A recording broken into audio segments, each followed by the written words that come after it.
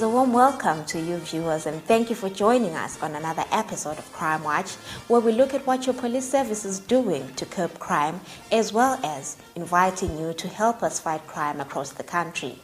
My name is Onesisa Swanda, and it feels exciting to rejoin you on this platform, just hoping that I find you well. We begin by highlighting the conviction of one notorious criminal whom we featured in our previous episode. Blessing Chikei, aged 22, of Kuden Farm in Masvingo, who was arrested for a series of offenses ranging from rape, robbery, and unlawful entry and theft in Redin suburb in Masvingo. Blessing Chikei appeared at court and was convicted and sentenced as follows: 18 years for 1 count of rape and 3 counts of unlawful entry and theft, and a further 25 years imprisonment for 15 more unlawful entry and theft cases, and 32 years for 8 counts of robbery. Chikei will serve an effective 60 years imprisonment for these offenses. In our news, there's been a number of cases of robbery occurring in residential places where criminals are targeting those with large sums of money in their homes or business premises. A number of cases have been reported to the police and some arrests have been made. In Beitbridge, police are also worried with the number of such disturbing cases of robbery and are currently investigating a case where a man was shot and robbed of cash and his vehicle while he was sleeping in his house. CID Beitbridge is investigating a case of armed robbery that occurred on the wee hours of the 9th of June 2019, whereby 3 unknown assailants who were armed with a suspected pistol broke into the house. The complainant was shot about 6 times, and the accused persons rummaged through the house and managed to get away with a total of 569,000 rand, 2 cell phones belonging to the accused person, some shoes, and they also drove away with his vehicle, a Toyota Ranex. Investigations, however, led to the recovery of the complainant's motor vehicle that had been abandoned 20 kilometers in a dust road along Beitbridge Masvingo Road. We urge members of the public to practice what we call target removal, whereby we encourage them not to keep large sums of money either on business premises or in their homes. These large sums of money actually attract criminals. In the same vein, Beitbridge Police is concerned with the smuggling of explosives, which sometimes are passing through the border without being detected. Recently, detectives in Beitbridge intercepted loads of explosives which were destined for South Africa in a public service vehicle and arrested 2 accused persons. Our guys intercepted a public service vehicle which was carrying quite a large number of explosives, and they managed to recover those explosives coming from Harare, destined for Beitbridge, and subsequently they were going to find their way across the boundary of the country. We managed to arrest 2 accused persons. As police, we would like to urge members of the public not to carry explosives in public service vehicles. These explosives need to be carried under specified vehicles, and they should be kept under specific conditions, of which, if they are not properly handled, they can be dangerous to the general public. And we also would like to urge members of the public to come forward with information to the police, advising the police on people who are mishandling or who are unlawfully dealing with explosives. Owing to the escalating cases of explosives being smuggled, the Criminal Investigations Department has embarked on a training course to capacitate detectives manning the country's borders with basic knowledge and skills to detect, investigate, and prevent offenses related to explosives. The course, which was attended by various CID sections, was officially opened in Beitbridge recently. Offences relating to explosives and weapons of mass destruction is one of the most serious violations of the principle of law. The recent arrests and recoveries as a result of illegal possession of explosives call for meticulous handling of cases of illegal traffic in explosives. Education breeds confidence. Confidence breeds hope, and hope breeds peace. It is in view of this notion that this course will afford the participants the required confidence to execute their duties effectively and bring about peace and security in the country. I therefore implore you to pay particular attention to detail and ensure that you sniff out border crimes, particularly the smuggling of explosives. It is important for police officers to be able to detect these explosives, as some are being used for criminal purposes. Meanwhile, the ZRP is concerned with members of the public who are meting instant justice to criminals whom they will have arrested. Police have received several such incidents in the past week. On the 30th of June, we received 3 murder reports. One involved an accused person who was fatally assaulted in a rural area after allegations of stealing a television set.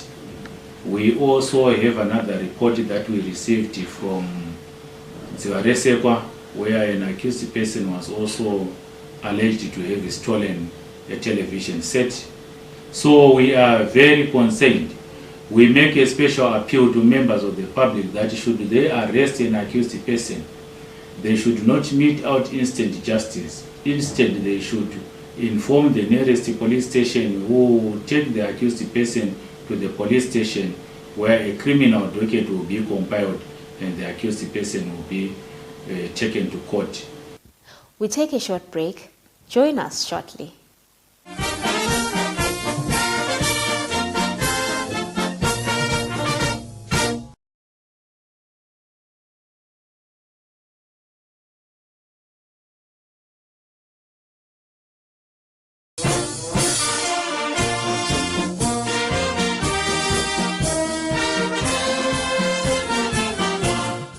We're in the second segment of Crime Watch.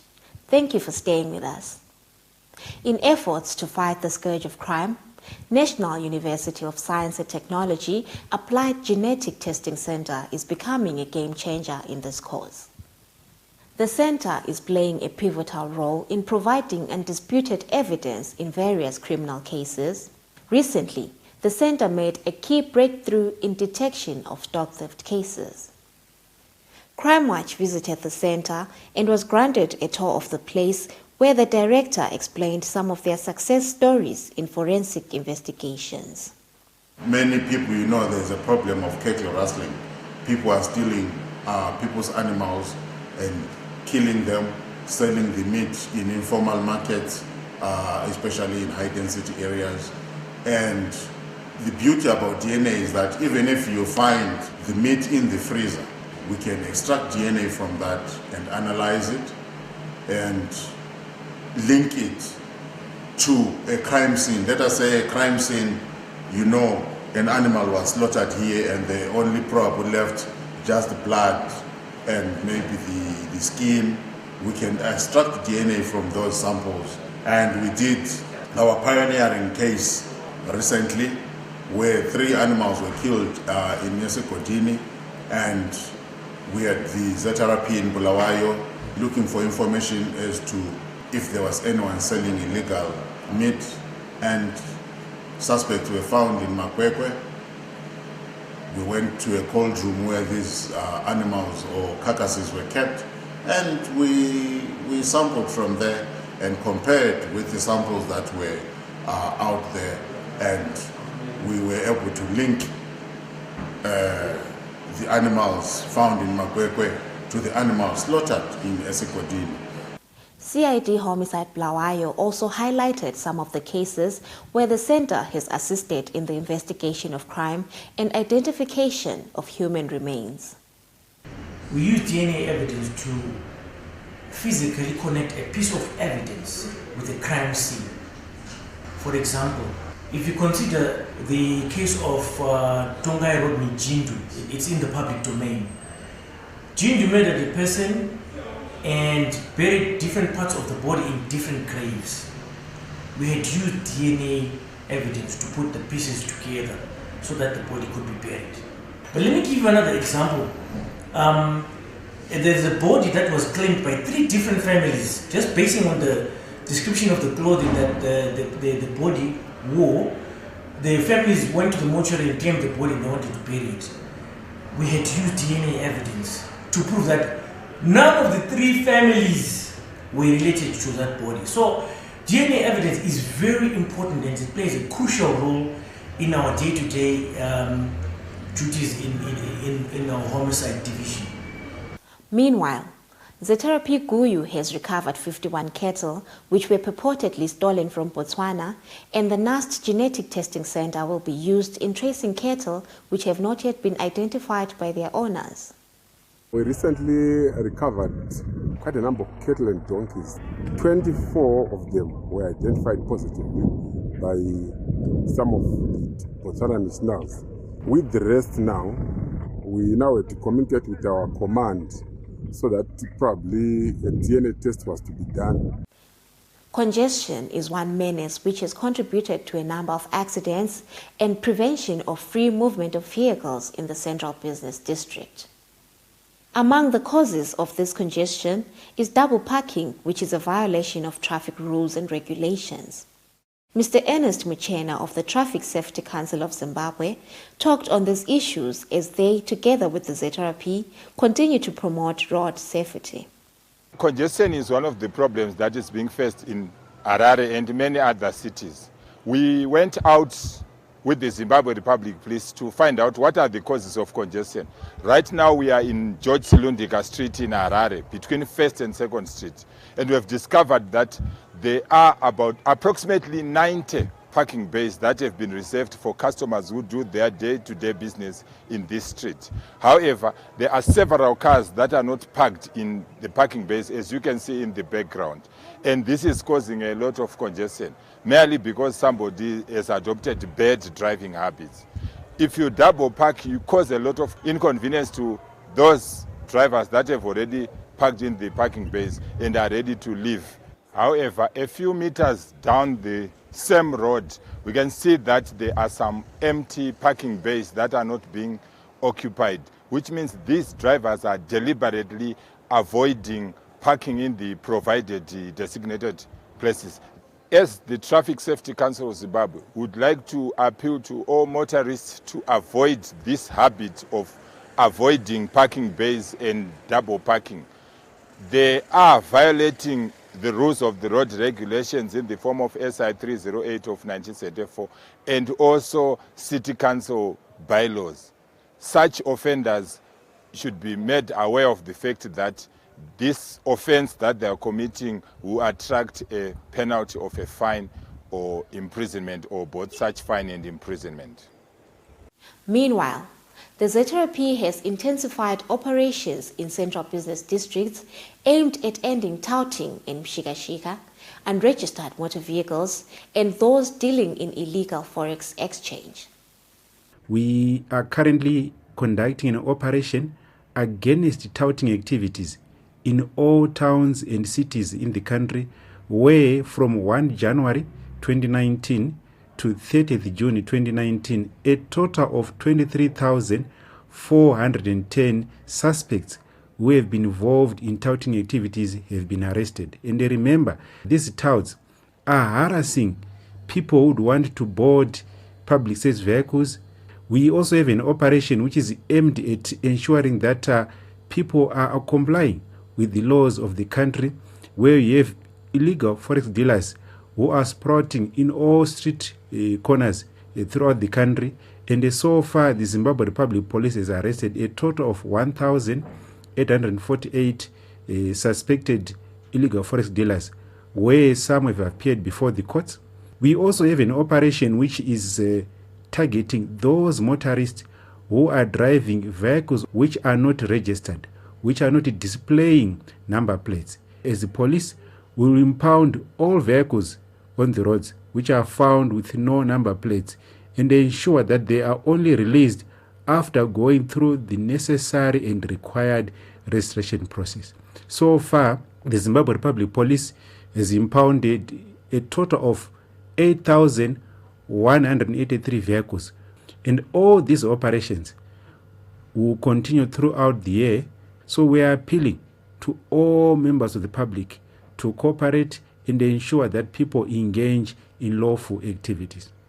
On that note, we take a short break. Join us in the third and final segment.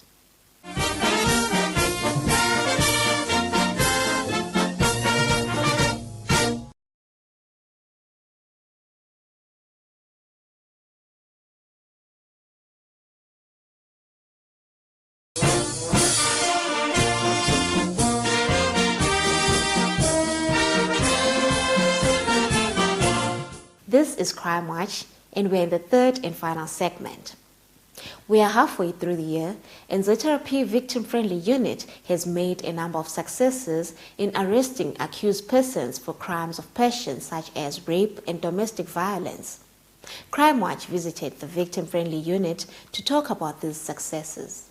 To notice the fact that we've been doing a lot of criminal profiling where we are recording details and all the nitty-gritties of all the crimes that we are receiving as the police. Through this criminal profiling, we have noted achievements that I can maybe speak about. The first one is of a rapist, a serial rapist, and this rapist would lure job seekers.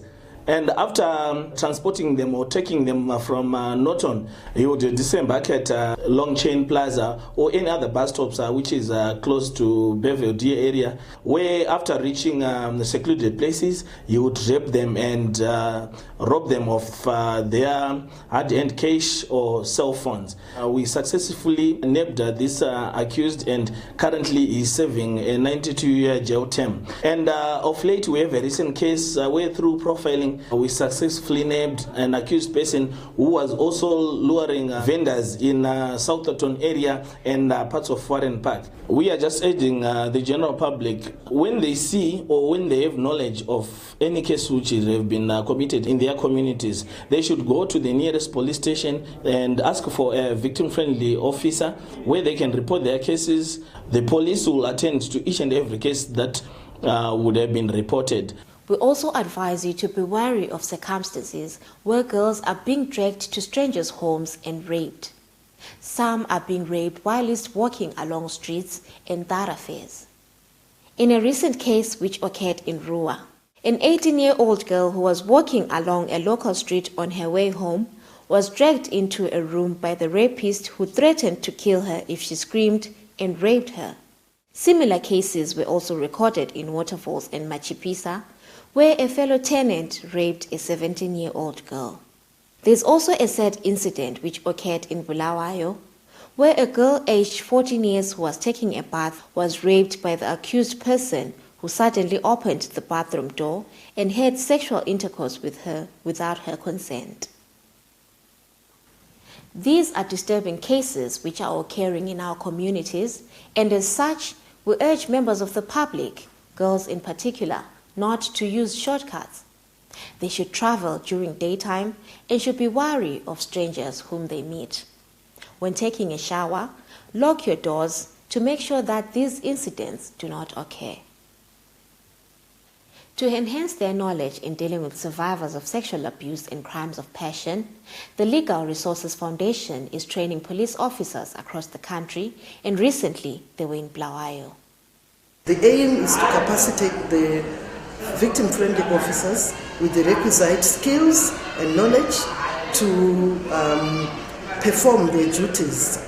The intention is, after all the trainings, a manual will be compiled, and this manual will become a training manual for all victim-friendly officers, such that when carrying out their duties, it will be uniform throughout the country.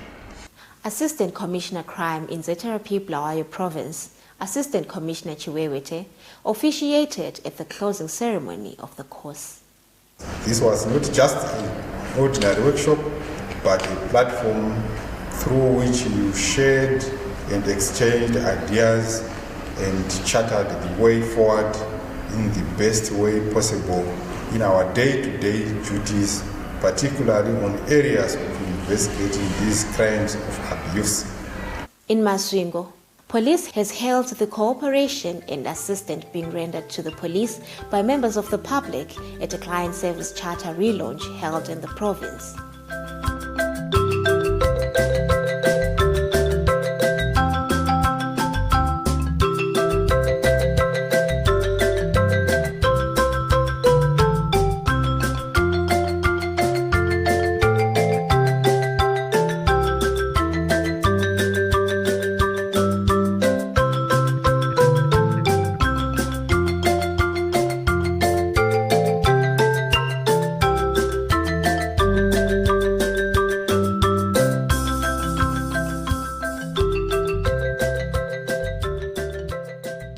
I wish to start by expressing our profound gratitude as the police to the people of Masvingo for the support they have given us in the past year and beyond.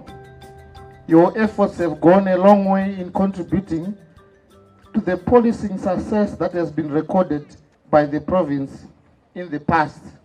Allow me to make special recognition which goes to the Crime Consultative Committee members, Business Against Crime Forum members, Neighborhood Watch Committee members, and business community that have assisted us with resources. They are heroic citizens out there that I wish also to thank for their efforts in fighting crime. Police appreciate your support, and we are committed to providing a first-class service. And ndinoda kutenda vanhu veMasvingo, rambai makadaro makatsigira mapurisa. Meanwhile, the ZRP CID Commercial Crimes Division is appealing for information that may lead to the arrest of the following persons who are on the police wanted list.